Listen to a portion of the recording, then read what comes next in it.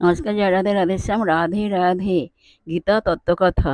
তখনই তাঁর শোকমোহ দূরে গেল। আত্মজ্ঞান মানুষকে সুখ দুঃখে পারে নিয়ে যায়।